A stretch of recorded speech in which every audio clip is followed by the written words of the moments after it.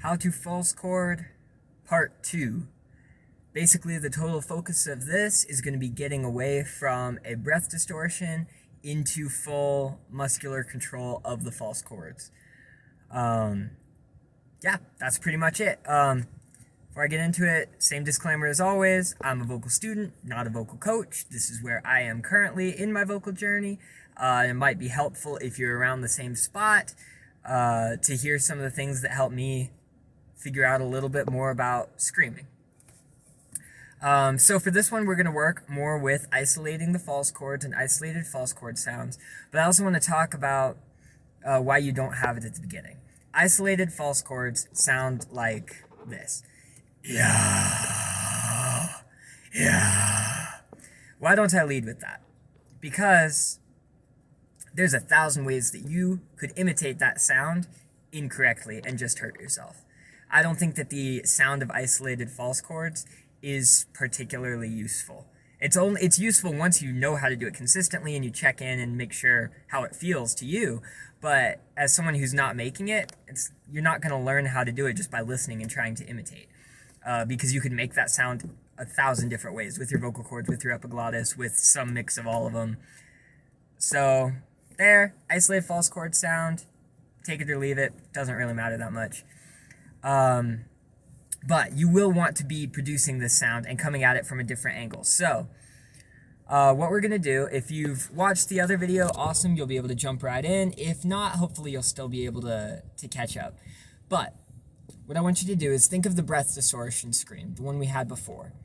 I want you to think of that as have you ever seen a CrossFit pull-up?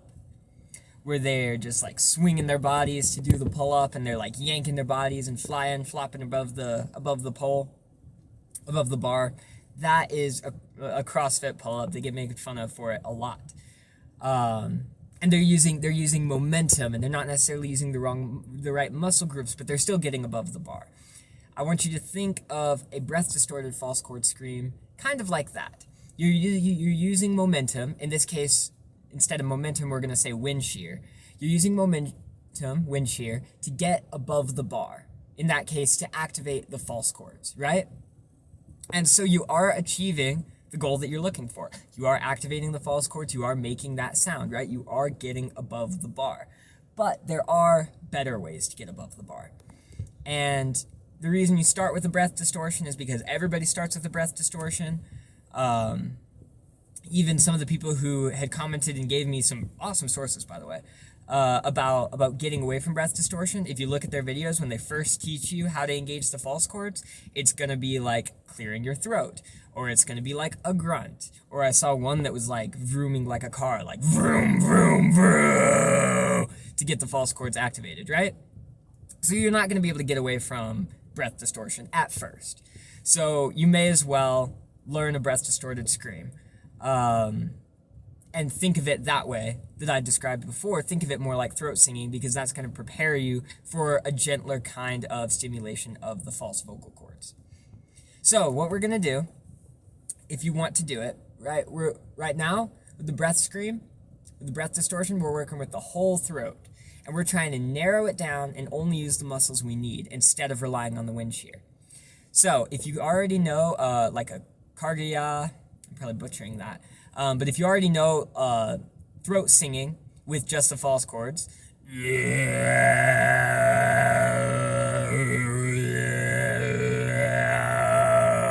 awesome. Start from there, we'll come back to that. If you have something like I talked about in the first video that uses more of your vocal cords, it's more of a full-on breath distorted sound, like yeah, and you still have some vocal cords in there. The best way that I found to eliminate that, you could do the vroom, you could do the clearing your throat. The best way that I found to do it was to do like a gritty southern brother. Yeah, brother. Yeah, brother. And you're going to start activating, feeling it narrowing down to only one part of your throat that's being used. That's going to be the false chords. Another thing to know, at first, it's uncomfortable. It's honestly kind of a little bit painful, so don't over practice until you get it done. until you've like got it very comfortable. Don't over practice.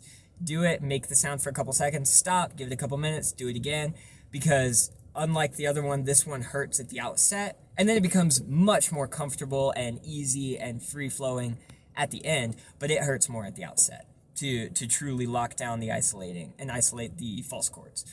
So, however you choose to do it, you're going to think you're using your full throat here. Yeah. You're going to make the vroom sound. Yeah. Yeah, brother. And you're going to try to feel it right there. Like I said, it's not going to be super comfortable at first. You can do even the clearing throat, although that one's probably the most uncomfortable. Yeah. And you're going to move away from yeah to yeah.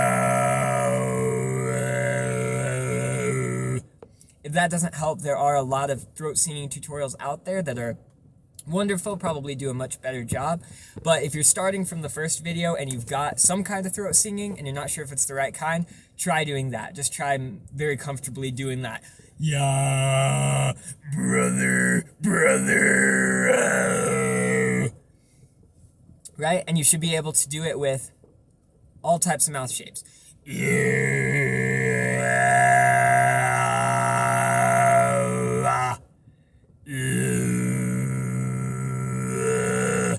And you're going to spend, before you even try screaming, you're going to spend a lot of time around there.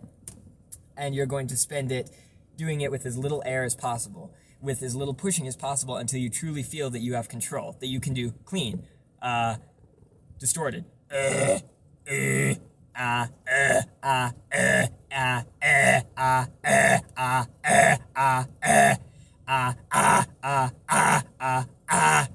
just like that, where you've got that sort of vibrating sound. You should be able to hold it out for a lot longer than a breath distortion too.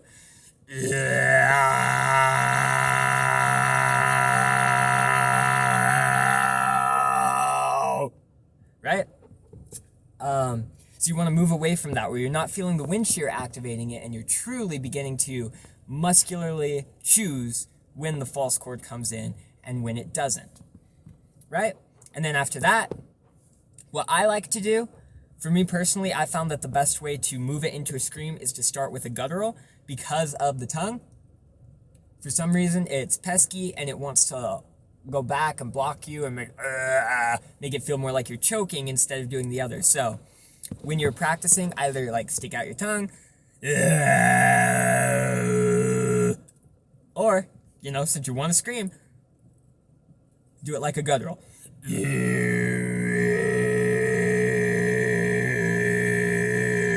Make your guttural faces while you're doing that throat singing sound.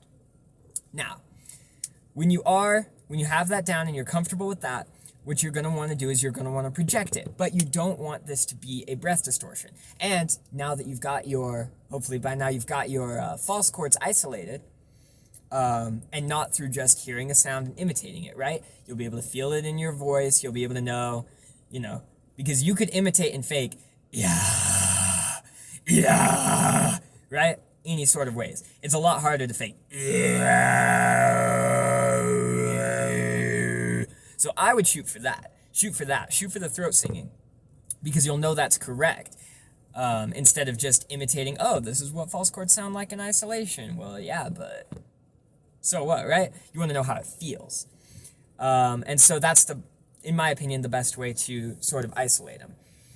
So you've got that throat singing.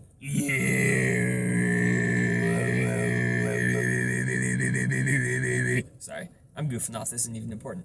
So you've got your throat singing. You're going to start there. You're going to shape it like a guttural.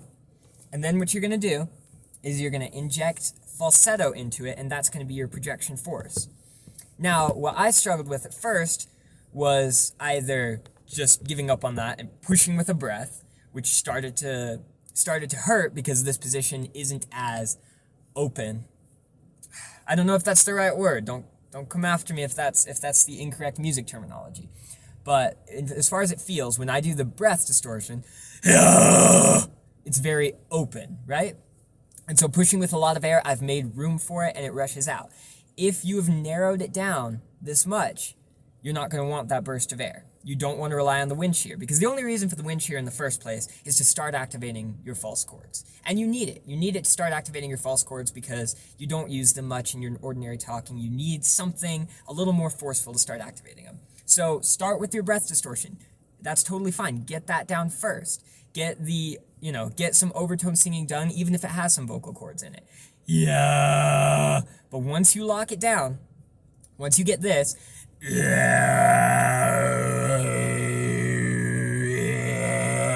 you need to kiss the wind shear, you need to kiss the breath distortion goodbye, right?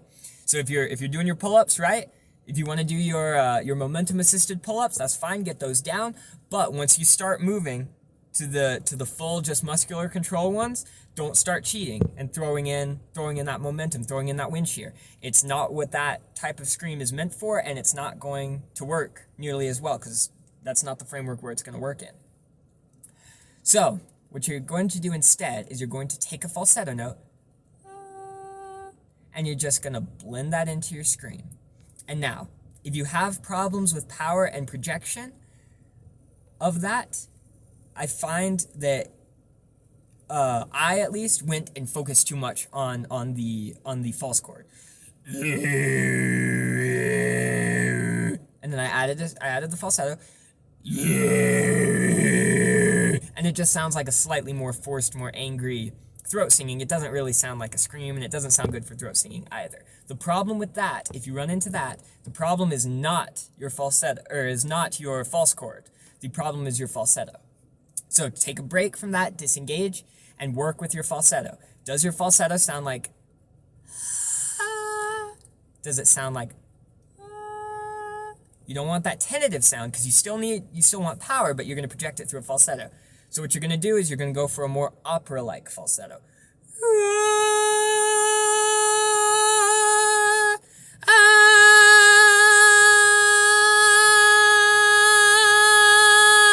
Right? Don't worry about the sound, but worry about, does it sound more full and thick? Am I reaching for it? Is it just, Now go back to your false chord. Don't change anything about the throat singing. If you've gotten to the point where you're going, that's all the false chord you need. You don't need to be pushing harder or distorting more from there. All you need probably is a thicker falsetto. So if you reach that point, you're going to take your throat singing. You're going to shape it like a scream, because you want it to be a scream. I think the gutturals are the easiest to start, because it gets your tongue out of the way.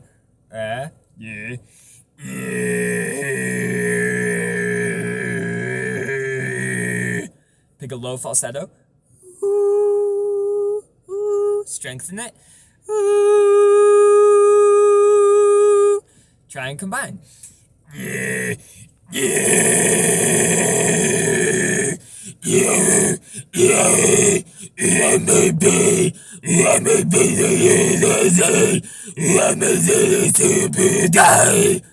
And then start working with that at mid-range, at high range, Start throwing in mids. So, under the tongue, try to stick it out.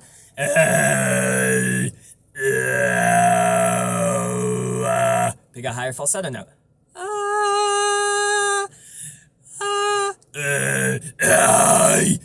You can't kill me, 'cause I'm already inside you.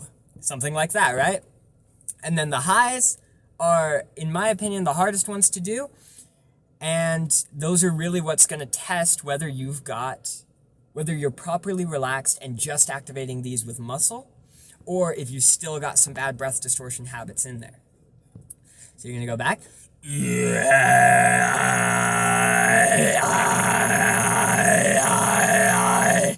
You pick a really high falsetto, or higher.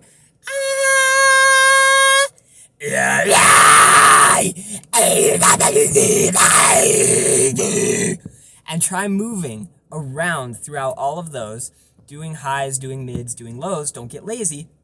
And do not, once you start moving from Once you've decided to move, you're going to stop doing the breath distortions, you're going to start doing muscular control of false chords. Do not go back. Even though it feels like you may lose some progress because now you don't scream, now you just throat sing, that's okay. Because the upgrade is very important, but bad habits remaining from breath distortion are going to make it a lot harder for you. I know it sucks because you got to start with breath distortion because nobody really knows how to find the false chords without them. Everybody that I've ever seen, even the ones who move away from it, which is a good thing, you got to use a breath distortion to start. So I understand you can watch my first video if you want to see more about the breath distortion, but once you've decided and you're able to start moving away from breath distortion towards the true false chord muscular control, don't go back. Don't start regressing. I think that's it. A good way you'll be able to tell that you're doing better and you're not doing a breath distortion is it shouldn't mess with your falsetto, right? Because a breath distortion uses a lot of your throat with wind shear. And so it might cut off your falsetto or it might make it hard to fry afterwards. So make sure you can still,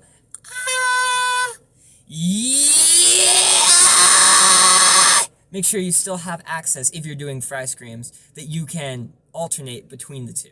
And that'll be a good metric for whether you're doing it right.